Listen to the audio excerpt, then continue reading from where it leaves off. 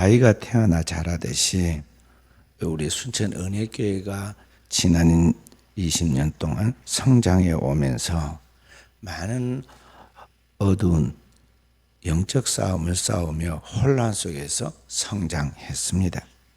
마치 성경의 역사가 구약에서 신약으로 율법에서 복음으로 성장하는 것과 같이 영적 진보 속에 혼란함과 충돌이 많이 있었습니다. 그런 성장통을 겪으면서 우리 순천 은혜교회가 오늘 지금 이 자리에 오게 된 것입니다. 우리 순천 은혜교회가 개척되고 제가 제2대 담임 목사로 부임해 왔을 때 우리 교회 안에는 어둠의 영적인 사상과 그런 활동들이 보이지 않게 많이 움직이는 것을 보게 되었습니다. 우리 교회의 이름대로 은혜교회라는 이름하에 그 이름에 숨어서 이단들이 교회를 어지럽히며 활동하고 있는 것을 볼 수가 있었습니다.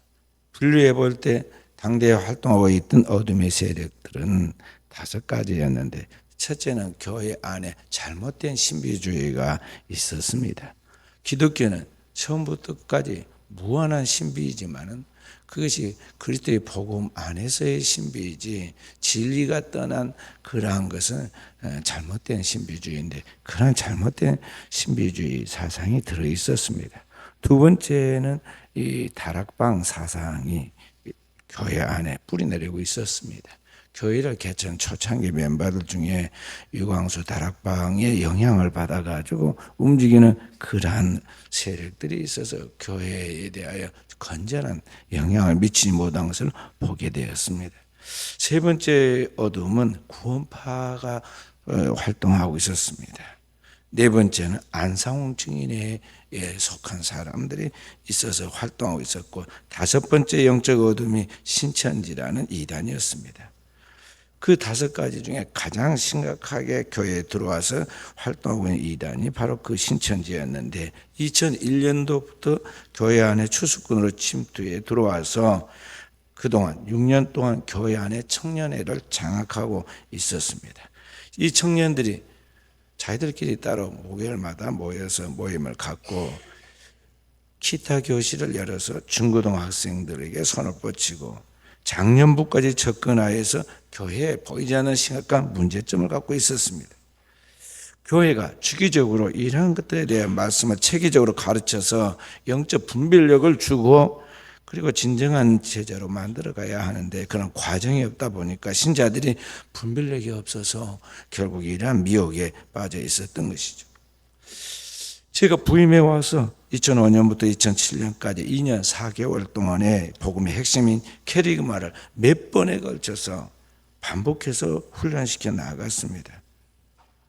그래서 교회가 신앙적으로 체질이 바뀌고 조직과 운영의 변화를 통해서 교회 안에 새로운 생명들이 열매로 나타나게 되었는데 나중에 이제 이단으로 문제가 생겨서 이런 것들을 출교하기까지 제가 146번의 주일 예배를 설교해 가면서 그동안에 매주 하나님이 보내주신 새신자들이 196명이 결실해서 세례를 받았습니다.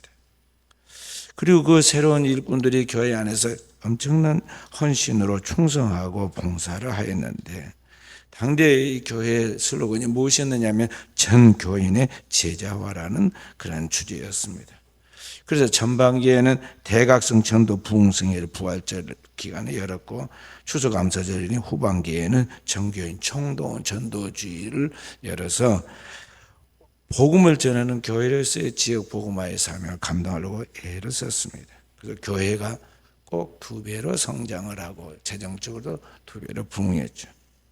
그런데 그런 와중 속에 제자훈련을 통해서 어둠의 정체가 드러났습니다. 제자훈련을 받은 우리 교회 권사님들이 자기 딸이 이상하다. 매일 밤 12시가 넘어서 들어오는데 그게 뭔지 모르겠다고 이야기를 해서 제가 막연하게 그렇게 말하지 말고 그 조사해 보면 나온다고 제가 이야기를 했는데 나중에 이단으로부터 이렇게 이제 오늘 우리로 말하면 집사 임명을 받은 언약서라는 것을 가지고 왔습니다. 임명장을. 그리고 다시 이메일에 들어가서 보라고 그랬더니 이메일을 열고 보니까 거기는 매주 오늘 우리로 말하면 목회 서신과 같은 그런 그 이단의 교주로부터 나오는 목회 서신이 발송되어 가지고 그것을 공부하는 것을 보게 되었어요. 그래서 이제 하나 체계적으로 이런 것들을 찾아내서 결국에 우리 교회 안에 들어와서 고구마 넝쿨처럼 얽혀 있는 그 이단에 속한 사람들을 분류해서 일부는 출교하고 일부는 성찬 금지를 시키고 그렇게 하면서 이단 문제를 정리하고 출교했는데 이게 엄청난 타격을 가져왔습니다. 이들이 연합해 가지고 교회를 공격하니까 말이죠. 10년 공든탑이 무너진다고 하루아침에 새신자들이 50명 40명씩 떨어져 나갑니다. 교회 문 앞에서 몽둥이를 들고 막 휘두르고 대적을 하고 예배를 방해하니까 말이죠.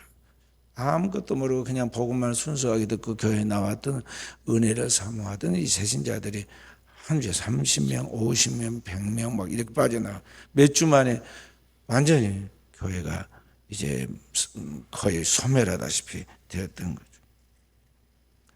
그런 힘든 혼란과 영적인 과도기를 거쳐서 오늘날에 이르게 된 것입니다.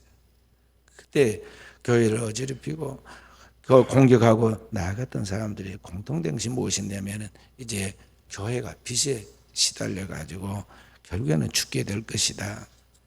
왜냐하면 당대 교회가 뼈대는 세워졌고 건물의 형태는 가지고 있었지만은 빚은 전혀 갚지 못했기 때문에 그들이 나가면서 이제 교회 헌금하지 않으면 결국에 이렇게 될 것이라고 위협을 했습니다. 심지어는 그들이 자기들끼리 헌금을 해가지고 그 헌금을 가지고 가버렸잖아요. 결국에 하나님께서 그런 여러 가지 과정들을 거쳐서 오늘에 이르게 되었는데 오늘날 이제 진짜 복음이 무엇인지 그리고 진정한 신앙이 무엇인지에 대하여 우리 성도들이 알게 되었고 성령 충만한 제자들이 오늘날 교회를 섬겨서 교회가 반석 위에 서 있게 된 것입니다. 그래서 오늘의 우리 교회는 이 지역뿐만 아니라 이제 민족과 세계 속에 하나님의 복음을 전하는 구원의 방주로서 어둠을 비추는 세상의 빛으로서 그 역할을 충실하게 감당하는 교회로서 자리매김을 하게 되는데 오늘 우리가 이러한 교회로서 이 사명을 감당할 수 있도록 만드는 하나님의 복음에 대하여 오늘 우리가 진정한 복음이 무엇인지 확실하게 알고 그 복음을 믿고 따르는 제자로 서가는 우리 성도들이 되어야겠습니다.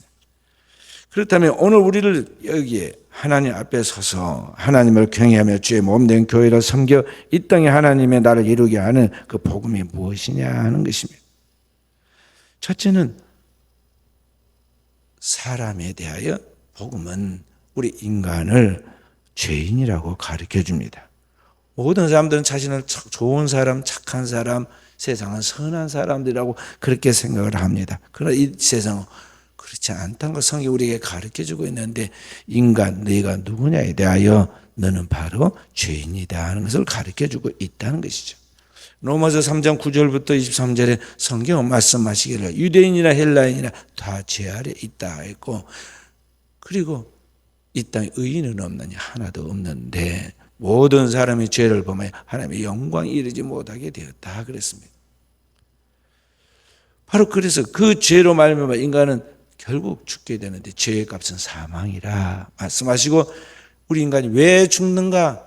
이 땅에 하나님의 형상과 모양으로 지어서 영생 불멸의 존재로 살아가도록 하나님이 우리를 지으셨고 하나님과 교제하게 하는 인간이 왜 죽는가에 대한 것을 성경 우리에게 지금 가르쳐 줍니다. 그리고 두 번째로 가르친 말씀이 율법이라는 것이죠.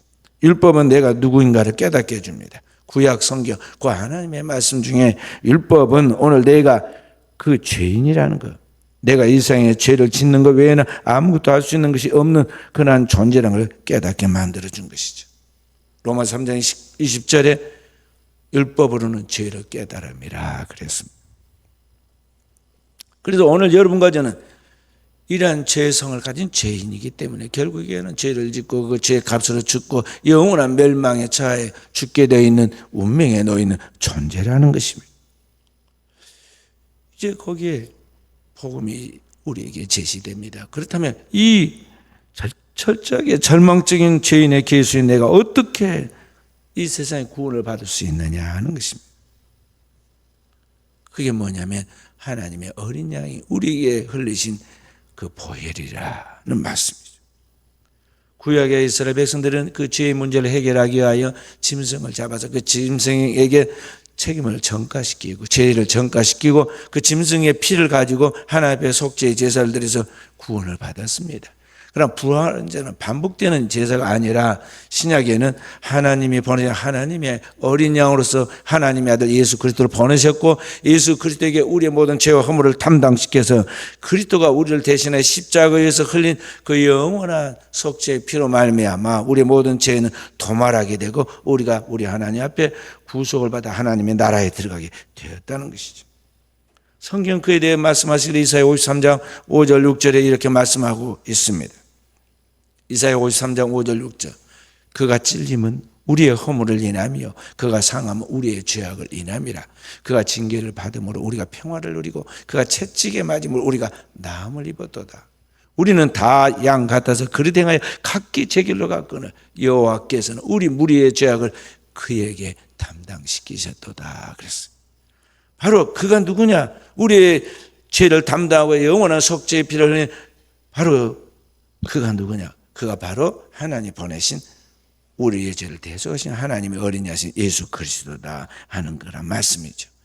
구약의 짐승의 피는 반복되는 안식일마다 반복되는 제사였지만 불완전한 제사였지만 하나님의 어린 양이 골고다 언덕에서 우리를 대속하여 흘린 그 예수 그리스도의 피는 어떤 피냐? 단 한 번의 영원한 속죄를 이루는 그러한 제사이죠. 히브리서 9장 12절 말씀 염소와 송아지 피로 아니하고 오직 자기 피로 영원한 속죄를 이루사 단번에 성소에 들어가게 하셨느니라.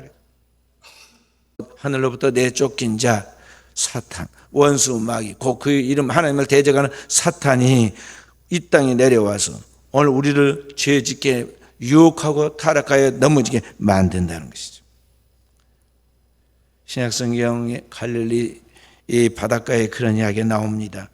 거라사인들이 사는 땅에 한 젊은이가 귀신이 들려가지고 무덤 사이에서 소리치며 돌로 제 몸을 상하게 하는데 아무도 그를 제어할 수 없어서 그의 몸을 쇠사슬과 고랑으로 묶어두었지만 그걸 막을 사람이 없습니다. 그렇게 일생을 비참하게 귀신에 끌려 죽어가는 이 청년이 예수 그리스도를 만나면서 그가 치유받고 새 출발하는 이야기가 성경에 나오죠. 그 이야기가 오늘도 살아가는 우리들의 이야기와 같습니다. 천하보다 귀한 그 한 생명이 어떻게 그렇게 망가져가지고 극도의 정신분열로 그의 인생이 파괴되어 가는가. 그 속에 들어가 있는 더러운 귀신, 나중에 보면 내 이름이 무엇이냐 물으니까 군대의 귀신이라고 이야기하죠. 바로 그런 악한 영이 온 세상에 두루다니며 사람들 속에 잘못된 생각과 사상을 집어넣고 세상과 세상에 있는 것들이 전부인 것 같이 그것을 쫓아서 살아가게 하다가 결국은 죄짓고 멸망하게 만드는데 그 실체가 바로 뭐냐? 악한 영이 공중의 권세와 원수 마귀라는 것이죠. 사탄이라는 것이죠. 주님은 요한복음 10장 10절에 내 도적이 오는 것은 속이고 죽이고 멸망시키는 것뿐이요 인자가 온 것은 양으로 생명을 얻고 더 풍성히 얻게 하려 함이라 그랬습니다. 그러니까 이 땅에 악한 원수 마귀가 와서 우리를 파괴시키려고 끊임없이 우는 사자처럼 다니면서 범죄하게 만드는데 주님이 오신 목적은 뭐냐면 그러나 우리를 구원하기 위하여 이 땅에 찾아오셨다는 거죠. 그래서 오늘을 사는 여러분과 저는 이 영적인 원수 마귀의 실체를 알고 오늘 우리의 문제가 바로 이 마귀에게 속아서 죄짓고 멸망하게 된 그런 요인이라는 걸 알아서 오늘 내 삶의 그 문제를 해결할 수 있는 유일한 하나님의 답인 하나님 보내신 예수 그리스도에 대하여 그분이 누구이신가, 그분이 우리를 위해 하신 일이 무엇인가를 확실히 알고 그 예수 그리스도를 분명하고 확실하게 믿어서 오늘 우리의 인생의 새 출발을 하는 하나님의 백성들로 영적인 성장을 해가는 깨어있는 종들이 되어야겠습니다. 마태복음 11장 28절부터 3절에 주님은 그러한 우리를 부르십니다. 수고하고 무거운 짐진 자들아 다 내게로 오라. 내가 너희를 쉬게 하리라 그랬어요. 여러분과 저는 인생의 무거운 짐, 그 죄의 짐을 지고 죽어가면서 신음하고 있습니다.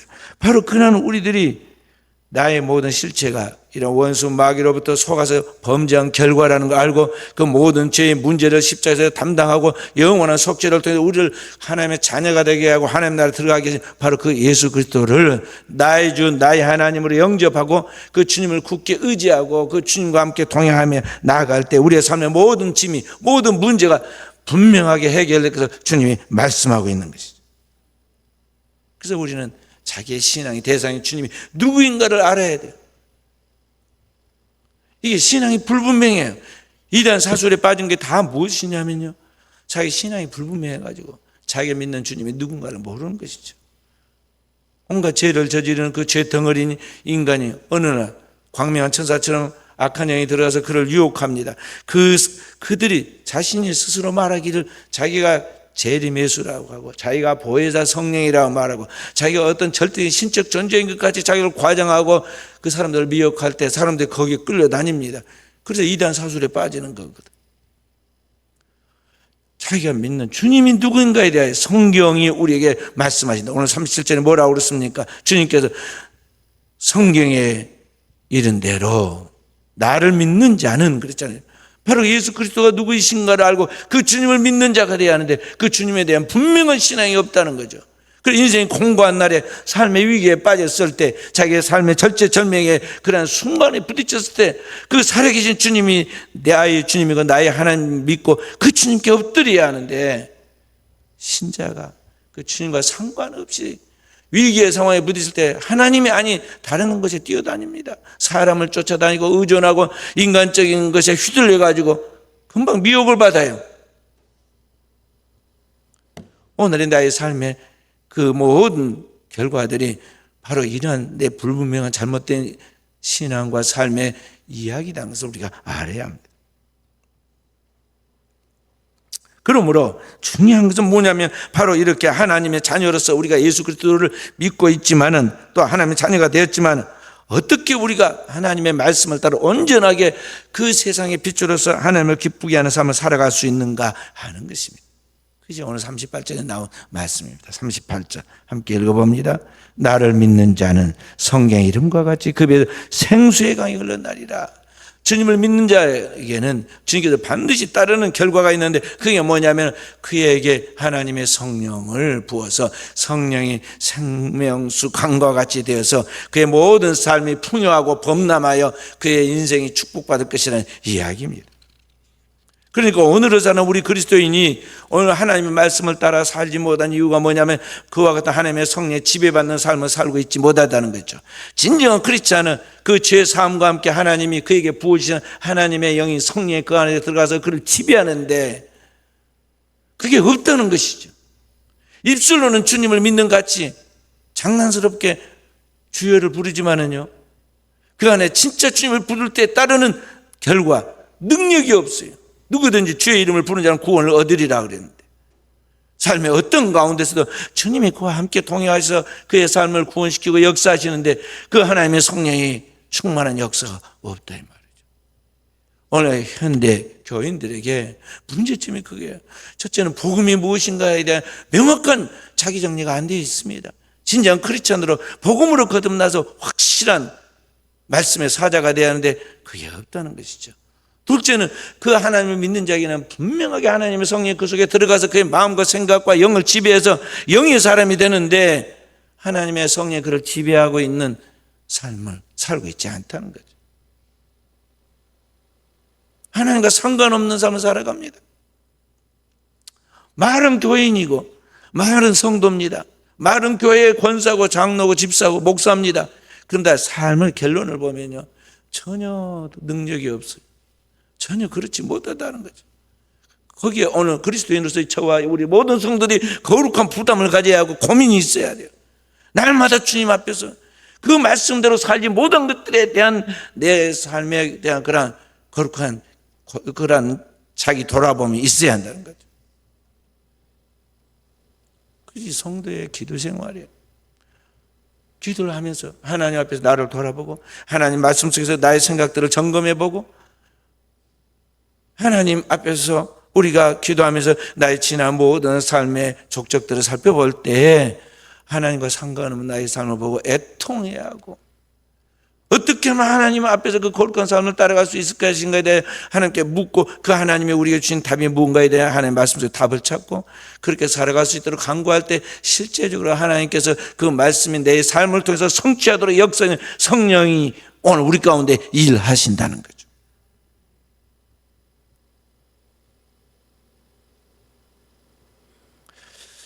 오늘 우리가 하나님의 뜻을 따라 거룩하게 살아가는 그것은 학교에서 우리가 뭘 배웠다고 할 수 있는 것은 아닙니다. 겉으로 보기에는 우리가 많이 공부한 사람들은 상당히 고상하고 괜찮을 것 같지 않으면요. 그 사람 죄도 안 질 것 같지 않아요? 근데 똑같아요. 술만 한 잔 먹여놔 봐요. 다 개가 되고 미치광이가 돼요. 그게 습득된 어떤 그 책 몇 권의 지식으로 되는 게 아니에요. 영의 세계란 그런 게 아니다는 거죠. 오늘 우리가 영원하신 하나님과 그 영원한 하나님의 뜻을 따라서 거룩한 삶을 살아가서 이 땅에서 그 영원한 하나님 나라까지 들어갈 수 있도록 하는 그것은 인간의 힘으로 능으로 안 되고 오늘 그리스도 예수를 진정으로 믿는 자에게 부어주는 그의 영이 성령이 우리 가운데 역사하실 때 그의 성령이 우리를 지배할 때 오늘 우리가 하나님 뜻이 무엇인가를 알게 되고 그때대로 살 수 있게 만드신다는 거죠. 그래서 저와 여러분 이러한 하나님의 성령의 충만함을 사모해야 하고 그 성령의 충만함을 놓고 기도해야 하고 거룩한 경건의 습관을 쌓아야 하는 것입니다. 로마서 8장 1절 2절의 말씀 그리스도 예수 안에 있는 자는 결코 정죄함이 없다고 그랬습니다. 이는 그리스도 예수 안에 있는 생명의 성령의 법이 죄와 사망의 법에서 너를 해방하였기 때문이라고 그래요. 그리스도 예수를 진짜 믿는 사람은 다시는 그가 죄 때문에 정죄받을 일이 없다는 거예요. 왜냐?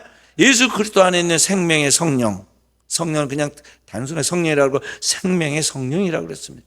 죄와 사망의 법에서 오늘 우리를 해방시켰고 오늘 우리를 그 하나님의 거룩한 백성 살아갈 수 있도록 만들기 때문이라는 거죠.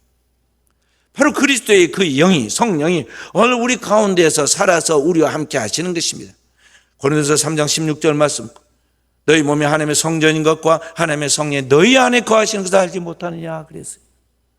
오늘 우리가 하나님의 거룩한 성전 되었고 예수를 믿음으로 그 하나님의 성령은 우리 안에 구약에는 건물의 성전 안에 거했지만 그 이전에는 출애굽할 때는 불 기둥과 구름 기둥으로 하나님의 영이 그들과 함께 하셨지만 그 성령 이제는 오늘 우리 안에 좌정해서 거하십니다. 그래서 예수를 구주로 믿고 영접하는 순간 예수 그리스도가 우리 안에 좌정하시고 삼일째 되신 성령이 우리 가운데 실제적으로 함께 동행하여 우리를 주관하고 인도하신다는 거죠. 그 하나님의 성령이 우리를 이끌어 가십니다. 그래서 그 영혼이 잘 되고 그 영혼이 잘된 같이 범사가 잘 되고 형통한 것이죠. 그래서 오늘 표현하기를 생수의 강이 범람한다고 이야기한 것입니다. 그래서 하는 일이 형통하게 되었고 있어요. 왜 오늘 나의 삶이 실패하는가? 내 삶이 왜 망가지는가? 내 삶 속에 왜 원치 않는 일들이 벌어지는가를 우리가 잘 살펴야 돼요. 영혼이 지금 병들어 있다는 것이죠. 영의 힘이 없어서 내 삶을 분별해 내지 못하는 거예요. 그래서 우리가 잘못된 선택을 해버립니다. 내 생각에 상당히 내가 지금 영리하게 잘한 것 같이 선택한 삶의 결과가 나중에 지나놓고 보면 내가 왜 그렇게 어리석은 삶을 살았는지 잘못된 생각에 그렇게 미혹돼가지고 끌려갔는지 후회스럽지는 그게 그 당시에 볼 때는 내가 참 잘한 줄 알고 한 거거든요. 왜 이런 오판을 하게 되느냐? 하나님의 성령께서 그의 속에서 일하시는 대로 성령의 감동, 성령의 가르침, 성령의 이끄심을 따라 살아간 게 아니라 우리가 하나님의 성령에 충만치 못하니 거기에 악한 영이 공전의 권세 원수 마귀가 운우 사지점 삼킬자를 찾다가 그 속에 들어가서 이런 오판을 저지르게 하였다는 것이죠. 그러므로 오늘 저와 우리 사랑하는 성도들은 이 마지막 시대에 성령으로 살고 성령으로 행하는 영의 사람이 되도록 해야겠습니다. 갈라디아 5장 16절에 말씀하시기를 성령을 쫓아 행하라 그래야 육체의 욕심을 이루지 아니하리라 그랬습니다. 갈라디아 5장 25절에 말씀하시기를 하나님의 사람은 성령으로 살고 성령으로 행할지니 그랬어요. 오직 성령이라는 거죠. 요한복음 6장 63절에 보면 살리는 것은 영이니 육은 무익하니라 그랬습니다. 오늘 우리의 영혼은, 인간은 영과 혼과 육의 존재인데 영혼 무엇으로 살아나느냐? 밥 먹어서 사는 게 아닙니다. 지식 공부해가지고 뭐 책 봐가지고 되는 게 아닙니다. 우리의 영을 살리는 것은 무엇이냐? 살리는 것은 영인데 하나님의 성령이 우리를 살린다는 것이죠. 하나님의 성령이 어떻게 우리를 살리느냐? 그 영혼은 하나님의 말씀으로 우리의 죽을 영을 살려냅니다. 그래서 성령을 진리의 성령이라고 그래요. 하나님의 진리의 성령께서 오셔서 우리를 하나님의 진리 가운데로 인도하고 진리의 말씀을 우리가 믿고 나오고 할 때 거기에 하나님의 말씀이 살아 운동력을 가지고 우리의 삶의 모든 문제를 풀어서 해결하고 우리의 삶을 새롭게 일으키는 것입니다. 그래서 살리는 것은 영이라고 그런 거예요. 하나님이 그 믿는 백성에 그의 하나님의 영을 부어주시고 그 성령으로 살아가게 일하시는데 오늘 이 땅에 살아가는 모든 크리스찬은 그래서 반드시 성령의 충만함을 입어야 돼. 고린도전서 12장 7절부터 12절에 보면은 그렇게 성령의 9가지 은사를 이야기하면서 그렇게 말씀하고 있습니다. 각 사람에게 성령을 부어주시면 유익하게 하려 하심이라 그랬어요. 하나님이 그의 영인 성령을 이 땅에 성도들에게 부으시는 목적은 뭐냐면 성도를 유익하게 한다는 것이죠. 다시 말해서 성령이 오늘 우리로 하여금 육체의 욕망을 따라 살지 않고 하나님의 거룩한 뜻을 따라 살아가도록 감동하고 그 말씀대로 살아갈 수 있도록 힘을 주어서 성령의 열매를 맺게 만든다는 거죠. 갈라디아 5장 22절 23절에 성령의 열매는 이것이니 곧 사랑과 희락과 화평과 오래 참음과 자비와 양성과 충성과 온유와 절제라. 그런 하나님의 성령의 풍성한 열매를 맺어서 이 땅에서부터 그 영원한 하나님 나라까지 영의 사람으로 하나님을 기쁘시 하는 신령한 그리스도인으로 하나님의 자녀답게 살아갈 수 있게 만드신다는 것이죠. 마치 가지가 포도나무에 굳게 붙어 있으면 많은 열매를 맺듯이 오늘 우리가 하나님 앞에서 그리스도 예수의 진리 안에 굳게 붙어 있을 때 성령이 우리를 통해서 무한한 열매를 영육간에 맺게 만드는 것입니다. 그래서 오늘을 살아가는 여러분과 제가 무엇으로 살아야 하냐? 성령으로 살아야 하는 것입니다. 에베소 5장 18절에 말씀하십니다. 술 취하지 말라. 이는 방탕한 것이 오직 성령의 충만을 받으라. 세상에 취해서 술 취해서 살지 말고 성령을 마시고 성령으로 충만해 성령의 지배받는 삶을 살아라는 것이죠. 초대교회 성도들은 사람들이 말하기를 저가 술에 취했다고 하고 그렇게 생각을 처음에는 오해했어요.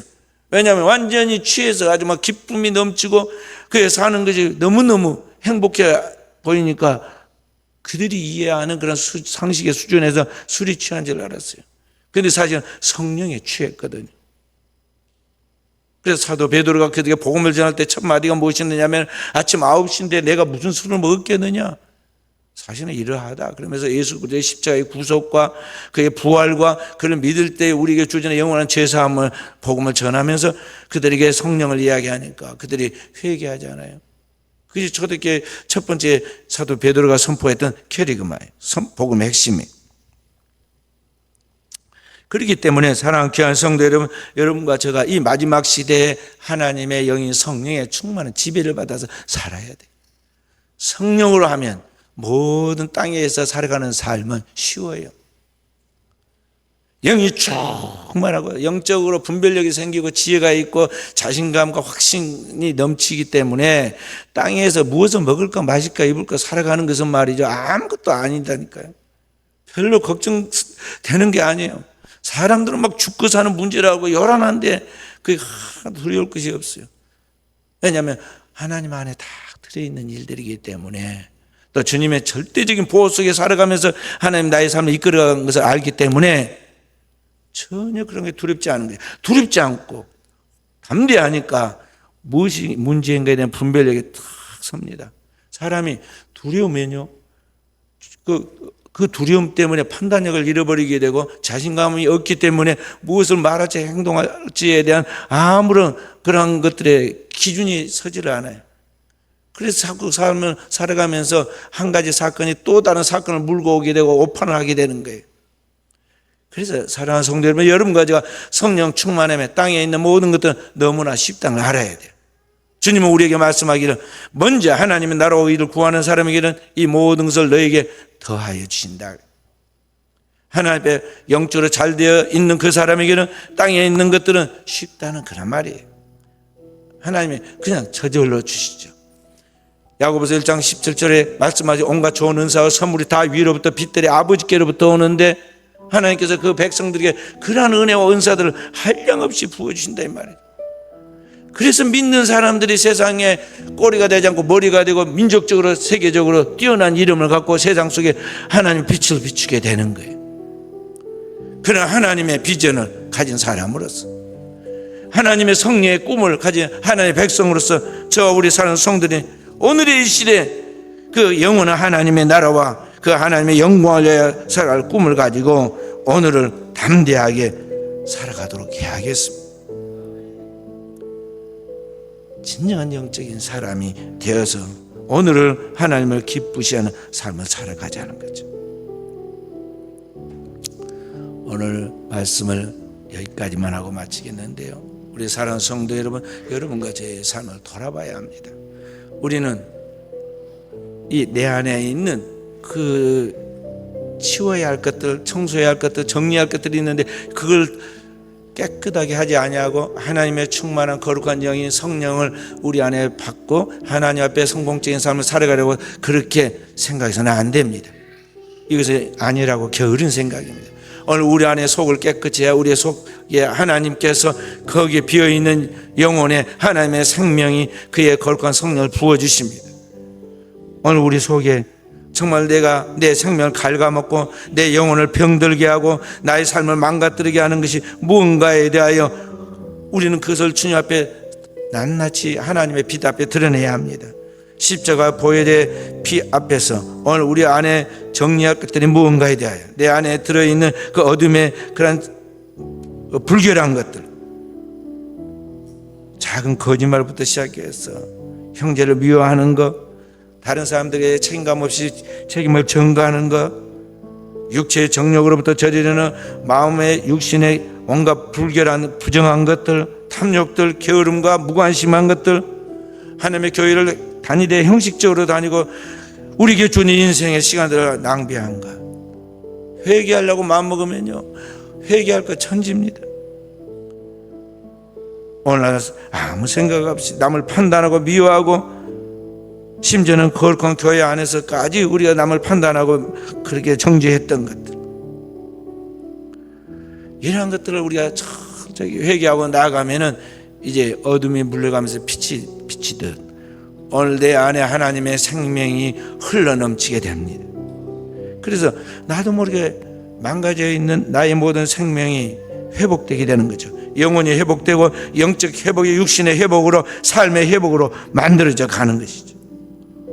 오늘 이 자리에 참석 우리 사는 성도 여러분, 여러분과 제 영혼에 이러한 하나님의 은혜가 다시 한번 회복되는 역사가 진리의 말씀과 함께 성령으로 충만히 주어지는 이 시간이 되어지기를 바랍니다.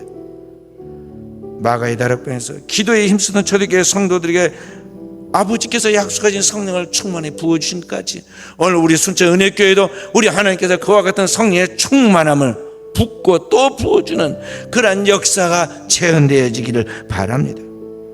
그래서 초대교회 성도들이 나아가서 땅끝까지 하나님 앞에 만방의 복음을 전한 것 같이 오늘 성령 충만한 우리 성도들이 나아가서 이 지역 속에 민족에 그리고 세계 속에 하나님의 복음을 전하여 이 땅에 하나님의 나라가 이루어지는 주역이 되어서 하나님 앞에 칭찬받는 깨어있는 종들이 다 되기를 주님의 이름으로 축원드립니다.